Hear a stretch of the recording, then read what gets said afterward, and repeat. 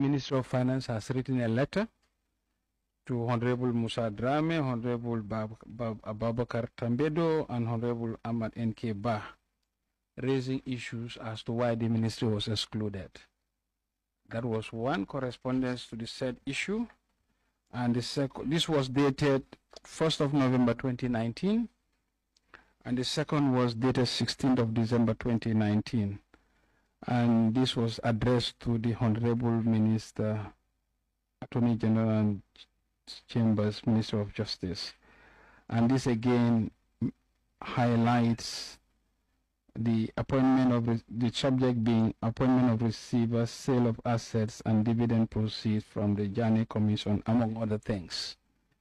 In this letter, the ministry wrote clearly stipulating, it's an extensive letter, and there was another one dated 6th of February 2020, again to the Attorney General, on the appointment of receiver, sale of assets, and dividend proceeds from Jammeh Commission.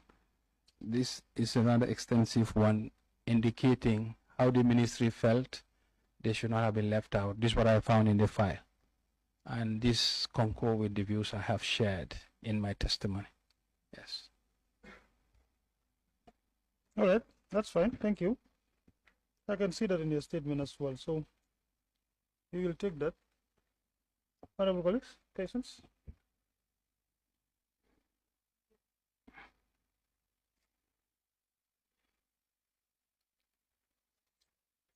Thank you, Honorable Minister.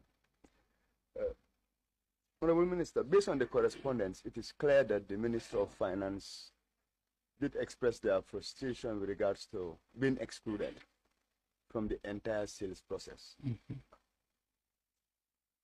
I mean, among their concerns was the appointment of the receiver. So my question would be, did at any point, did the Minister of Justice at any point finally forward the appointment letter of the receivership, which details out the contract?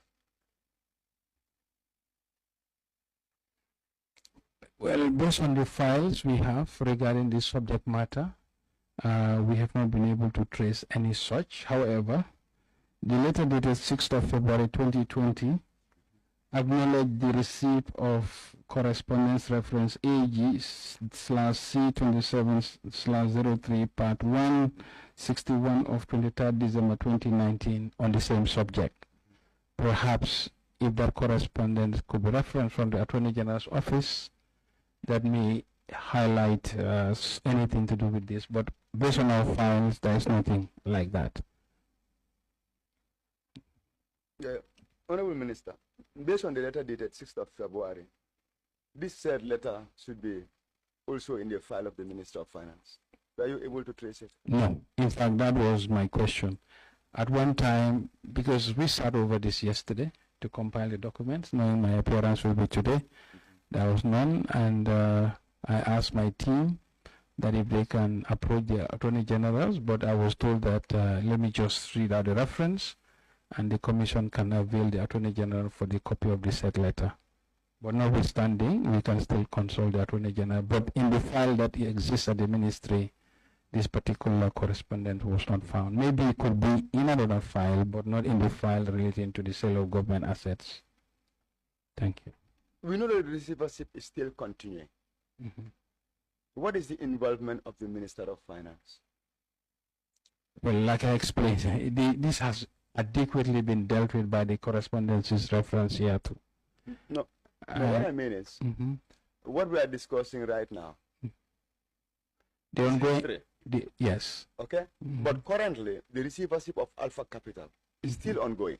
Yes. And we still do have the Minister of Finance and Economic Affairs, and we do have the Minister of Justice. So what is the status quo? The status quo is, upon discovering this correspondence, we discussed this, and I approached the Attorney General, who invited us as a ministry, and now I'm participating in the ministerial subcommittee. This happened around 2024, 2025. But yes, I attended one meeting, and this was ongoing assets, not anything new. because that's what the bone of contention was. It had to do with the individual concern. So when I assume and I raised this, I discussed with the Attorney General, and we were co-opted as a ministry. So I now sit on the ministerial subcommittee. Based on the correspondence of the 6th February 2020, one of the anomalies that was raised by the then finance minister, Mr. Mambure Njai, was that government funds were being deposited into commercial accounts belonging to the receiver. Yes. Yes, indeed. It's in the letter. What anomalies was he trying to bring out? Well, I think if you look at the financial regulations, government funds should be deposited prima facie in the central bank, if as possible, to the extent that they are to be placed in a private account, requested the explicit approval of the Ministry of Finance, which in this case I don't think was sought. Because government revenue can still be deposited in a private account, but that required express approval of the minister to concur with that arrangement. That's what the financial regulations say.